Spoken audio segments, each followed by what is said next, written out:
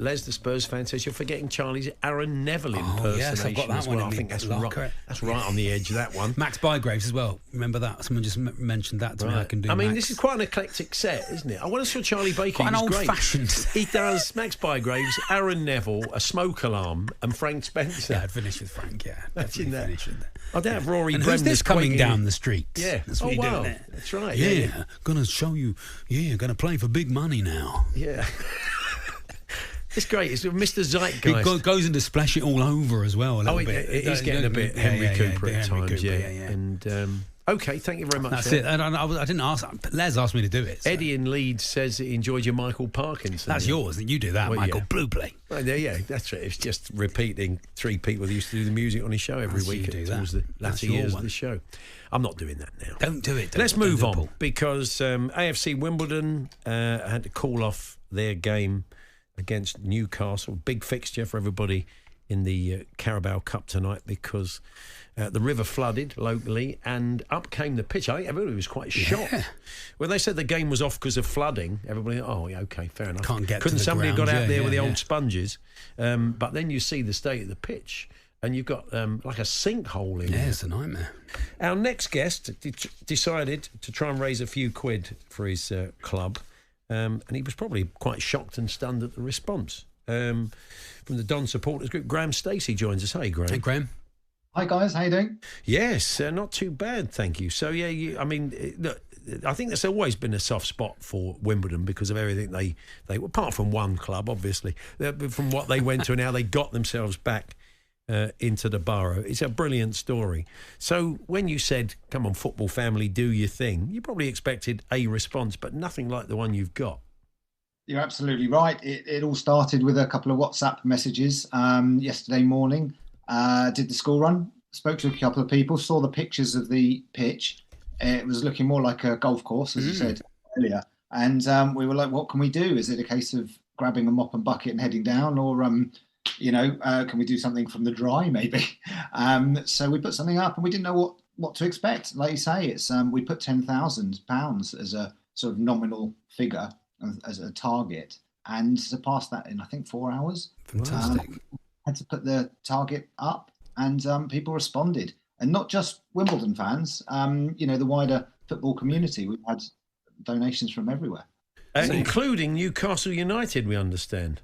Absolutely, yes. £15,000 Amazing from Newcastle, which is over and above and beyond anything we could have dreamt of. Really, it's incredibly generous of them.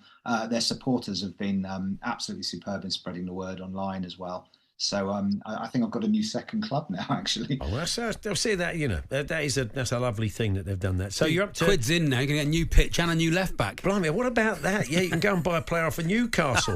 Do them on FFP. Just shy of 56 grand. I mean, you've gone from looking to raise £10,000. It's now gone up to a target of 100,000. I mean, have you got any ballpark figures yet from the club? Do they know what it's likely to cost to put this right? No, to be honest. It was assessed all of yesterday, people down there, all hands to the pump, literally ringing out squeezies and lifting up tiles or whatever, looking what's underneath. And insurers were there. But no, we don't know. It's a case of when can we get games back on at Plough Lane at the Cherry Red Records Stadium. And we don't know how long it's going to be. The stadium, it sounds like the stadium could be damaged. There's standing water inside. So it's not just the pitch. And we've got a couple of events. We've got a charity foundation event there on Friday with Jeff Norcott, the comedian. Raising money. A fellow Dons fan, of course, isn't he?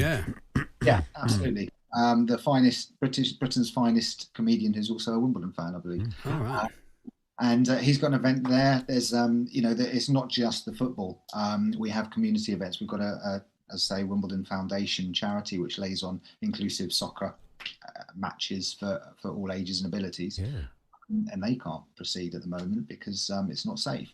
I've noticed as well, Graham, quite a few people have been mentioning the rugby league. It was a lad on here, David Rapson. He said, I'm an Evertonian, but I'm also a big rugby league fan. So it's a good job, really, the season has just finished because this would have affected Broncos who are using your stadium. But it's nice to know the old rugby league community are chipping in as well.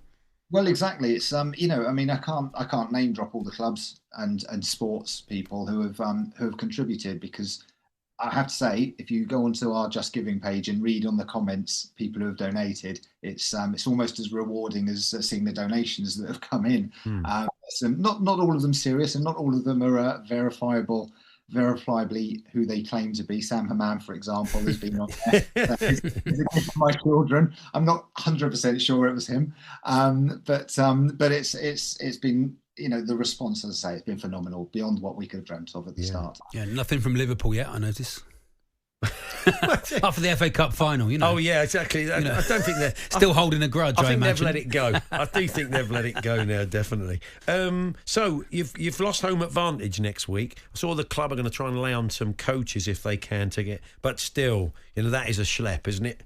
Wimbledon and Newcastle on what's next Tuesday night now, isn't it? Yes, Tuesday the 1st. It was at home tonight, which would have been a great occasion. A sellout, I think we could have sold more tickets if we had a bigger ground. So now we're at a bigger ground, and I'm sure there'll be more tickets sold. A bit of an occasion. Hopefully the players are up for it. Great occasion for the fans who can get there, if we can get there.